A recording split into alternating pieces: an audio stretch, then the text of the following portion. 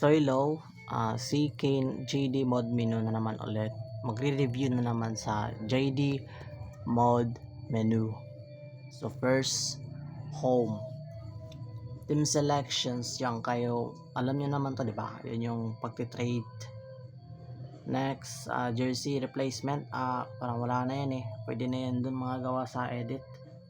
Team logo replacement, arena floor replacement. Itong arena floor and replacement, ano lang to eh, ewan ko, mga depende lang sa device yung gagana. Sa akin hindi kasi.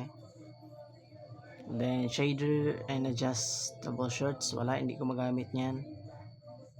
NBA ball, madalas ko magamit yung mga iba dito. Tapos yung drone view para sa aesthetic ng camera. Yung other mode, wala na itulong niya. Yung HD player lang sa baba guys, yan lang sa tingin ko yung gumagana. Yung HD court, hindi talaga napapalitan yung court, yung ano lang, medyo kulay lang talaga niya. Sa ability attributes, pwede kung gusto mo magka 99 overall, maglagay ka lang ng negative 34, kung hindi negative 1. Huwag yung 99 boss or yung 100 kasi hindi gagana yan. Same, dapat negative 34 lahat lalagyan mo kung gusto mo 99 yung mga ano niyan overall, pati na dito sa tendencies. Sa equipment naman, accessories, naka-numbering din ata to.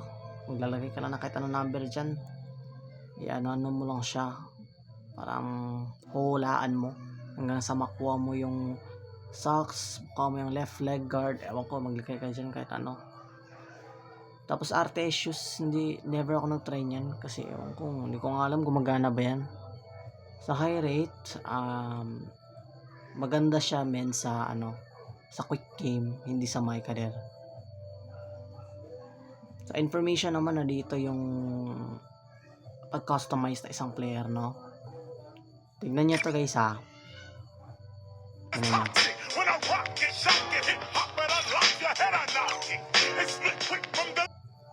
Ito yung example ko sa information.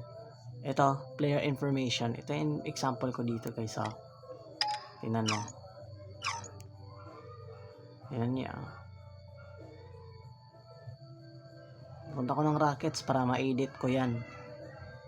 Punta ka ng Rockets, yung team mo, hahanapin mo yung team para ma-edit mo siya. Magkakaroon ka na ng edit player. Edit. Ayan, ma-open mo na yan. Yung information player nga pala, dito ka pala mag-a-adjust, no? Pindutin mo yung look, tapos malalagay lahat ng value niyan.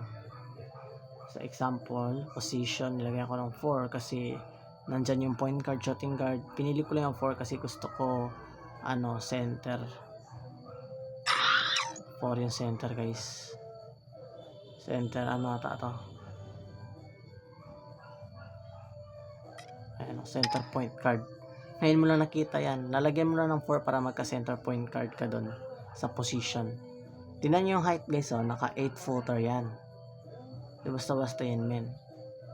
Pinindot ko lang yung guys, hanapin nyo dito sa baba, tapos i-adjust nyo lang yung height sa 245.98, tapos sa weight naman 150 para balance.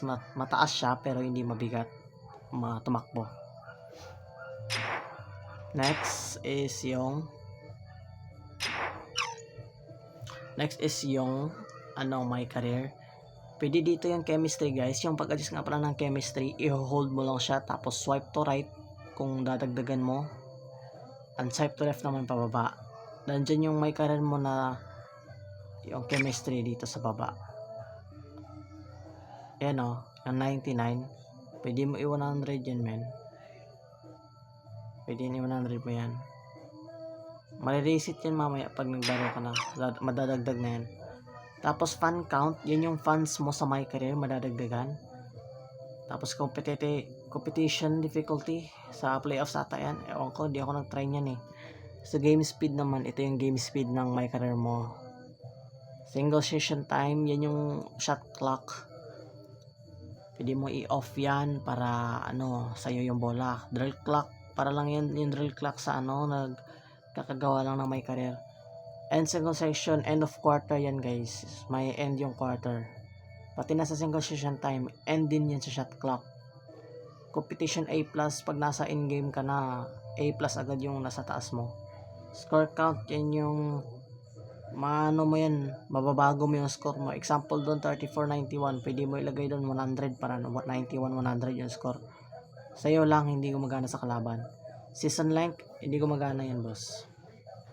Add R pointer, yan yung mga script files, guys. Pag pinindot nyo yung refresh, nandiyan na lahat. Script file, ito na yung extended function, i-on mo lang yan para ma-edit mo yung files. Example, meron ka ng load this file, tapos kaya mo ma-edit yan. Hold mo lang to, tapos pinutin yung red para matanggal siya dyan. Settings, huwag mong pindutin yung font kasi ayaw ko magalaw yung font kasi nababago yung hindi niya nababalik sa gantong font. Tapos yung the position where GD floating text appears, dito lang ako sa center top kasi pag nag-open ka na, nandyan na yung mode menu mo sa gitna, nasa taas. Automatic na yan pag pinili mo yan. Yan lang, guys. So, ayan, matuturo ko sa inyo ngayon tuturo ko sa next video pala. So, tuturo ko sa next video, check nyo yung profile ko, tapos yung pangatlong video, check na yan kung paano gamitin yung mga script files. Iniisa-isa ko na dyan, guys. Paki-check nyo na lang kung interesado kayo. Matutunan yung tuts at explanation sa text files, guys. Salamat sa panonood. Thank you. Pa-subscribe na rin.